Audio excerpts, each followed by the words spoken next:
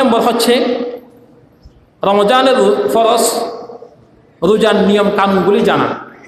রোজা কি করলে ভেঙে যাবে, কি করলে রোজা থাকবে, এই ব্যাপারে জানা।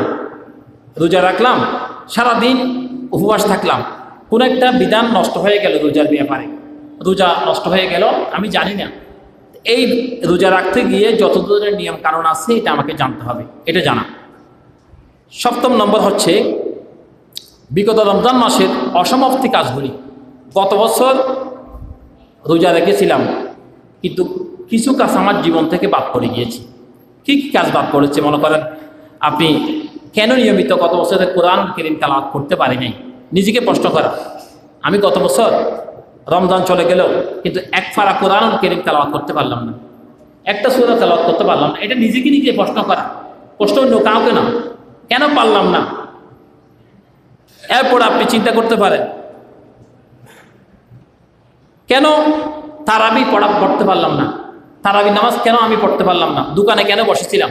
যদি এবছর হায়াত না পাইতাম, গত বছর তো রমজান চলে গেছে, এবছর যদি হায়াত না পাইতাম তাহলে তো আমার জন্য আল্লাহর পক্ষ থেকে রহমত শেষ হয়ে যেত। এটা নিজেকে গত বছর তারাবি পড়ি নাই, এবছর তারাবি পড়ব, এরকম ইচ্ছা করা, নিজেকে প্রশ্ন করা। 3 নম্বর হচ্ছে কেন দান সদকা করলাম না, টাকা পয়সা ছিল, গত বছর টাকা ছিল দান করি নাই, আশা করছিলাম এবছর যদি টাকা বেশি হয় আগামী বছর দান করব, কিন্তু যে গত বছর যা টাকা ছিল এগুলি আমার জীবন থেকে চলে গেছে। অসুস্থ হয়ে গেলাম কোনো একটা কারণে, আমি চেয়েছিলাম এবছর আমি সদকা দিব না, আগামী বছর দিব। আমার কাছে 5 লক্ষ টাকা ছিল, আমি চিন্তা করছিলাম এটা যদি 10 লক্ষ টাকা হয় তাহলে আমি দান করব। এই 5 লক্ষ টাকা যা ছিল তাও চলে গেছে, এখন তো 5 টাকা সদকা দেওয়ার জন্য আমার নাই। এরকম আশা আকাঙ্ক্ষা করবেন না। এরপর হচ্ছে ইতিকাফ করা। আমি কেন গত বছর ইতিকাফ করতে পারলাম না, চাইলে তো 10টা দিন ইতিকাফ করতে পারতাম, কেন করলাম না। এটা নিজেকে নিজে প্রত্যেকটি এগুলি প্রশ্নবোধক চিহ্ন, নিজেকে নিজে প্রশ্ন করবেন এগুলি কি। এরপরে কেন রোজাদারকে আমি ইফতারি করাতে পারলাম না, চাইলে তো একবেলা ইফতারি করাতে পারতাম।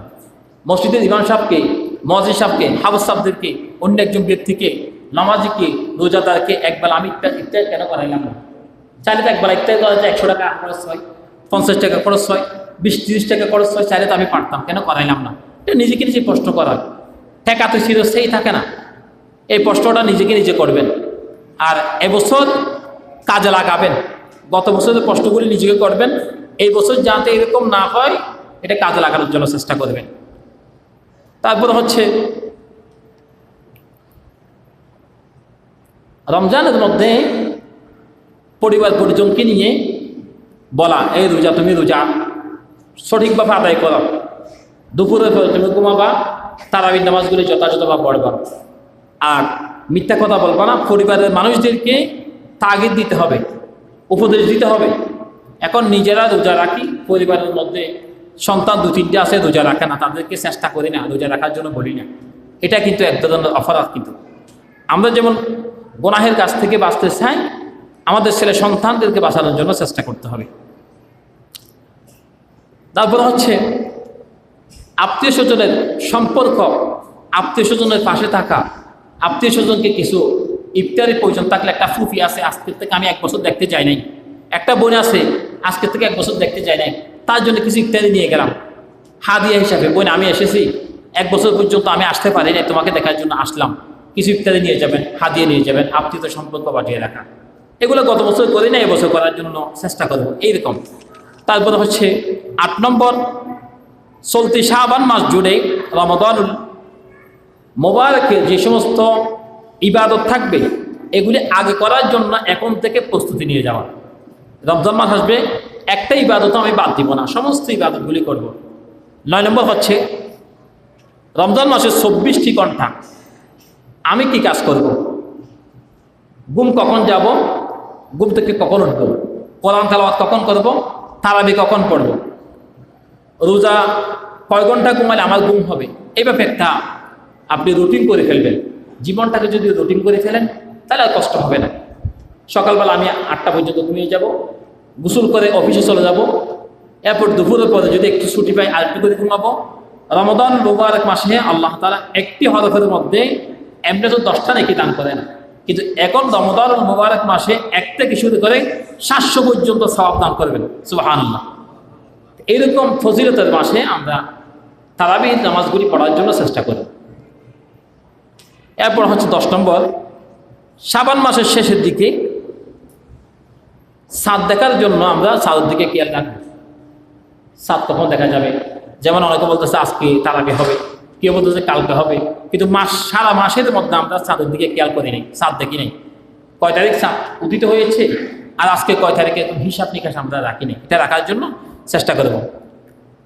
রাসূল করিম সাল্লাল্লাহু আলাইহি সাল্লামের একজন সাহাবী হযরত তালহা রাদিয়াল্লাহু তাআলা আনহু তিনি বললেন, যখন এই শাবান মাসের শেষের দিকে আসতেন তখন রাসূল করিম সাল্লাল্লাহু আলাইহি সাল্লাম তিনি বলতেন, আল্লাহু আকবার, আল্লাহুম্মা হিল্লাহু আলাইনা বিল আমনি ওয়াল ঈমানি ওয়াল ইসলামি ওয়াস সালামাতি ওয়াল ইসলামি ওয়াত তাওফিকি লিমা তুহিব্বু ওয়া তারদা রব্বানা ওয়া রাব্বুকাল্লাহ। নবীজি এই দোয়াগুলি পড়তেন চাঁদ দেখে দেখে। আমরা তো দোয়া পড়ি না, চাঁদও খেয়াল করি না। চাঁদ কমিটি কখন বলবে? চাঁদ কমিটি 1টা বাজে ঘোষণা দেয় আগামীকালকে ঈদ হবে। যদি চাঁদ দেখতাম 1টা বাজে ঘোষণা দেওয়া লাগতো না, আমরা নিজেরা চোখে দেখতাম যে চাঁদ দেখা যায় নাই, আগামীকালকে আমাদের ঈদ হবে না। রসুল বলছেন চাঁদ দেখে রোজা রাখো, চাঁদ দেখে ঈদ করো। এখন চাঁদ কমিটি 1টা বাজে চাঁদ তুলতে থেকে পাই, চাঁদ তুললে তো মাগরিবের সময় উঠে, অথবা 1 ঘন্টার মধ্যে চাঁদ চলে যায়, 1টা বাজে চাঁদ তুলতে থেকে পাই, 1টা বাজে ঘোষণা দেওয়া হয় ঈদের জন্য। এরকম যাতে না হয় এটাই নবীজি আজ থেকে 1400 বছর 1500 বছর আগে বলছেন, উম্মত চাঁদ দেখে রোজা রাখো, চাঁদ দেখে ঈদ করো। তা আমরা তো চাঁদ দেখি না, আমরা চাঁদ দেখার জন্য চেষ্টা করবো ইনশাআল্লাহ। 11 নম্বর হচ্ছে রমজান মাসের রমজানের আগে থেকে রমজানের জন্য বেশি বেশি প্রার্থনা করা। আল্লাহুম্মা, হে আল্লাহ, আমাকে আপনি রমজানুল মুবারক মাস পর্যন্ত হায়াত দান করেন। কেন হায়াত দান করবেন? রমজান মাসে যাদের মৃত্যু হয় তাদের কবরের আযাব যদিও হয় কিন্তু তুলনামূলকভাবে কম হয়। 100%-এর মধ্যে আপনি 10% কষ্ট পাবেন, হতো 90% আল্লাহ আপনাকে রমজানুল মুবারক মাসের উসিলা নাজাত দিয়ে দিবেন। এরকম রমজানুল মুবারক মাসের মধ্যে 2টা লাভ, মৃত্যু হলেও লাভ, জীবিত থাকলেও লাভ। মৃত্যু হলে কবরের মধ্যে আযাব হবে না, মৃত্যু হলে কবরের মধ্যে আযাব হবে না, জীবিত থাকলে দুনিয়ার মধ্যে রোজা রাখলে আল্লাহ গুনাহ মাফ করে দিবেন। তাহলে বাঁচলো লাভ, রমজান মাসের মধ্যে মরলো, 2টা লাভ। আল্লাহ আমাদের কি রমজানুল মুবারক মাসের মধ্যে মৃত্যুবরণ করার জন্য তৌফিক দান করে বলেন আমিন। আল্লাহুম্মা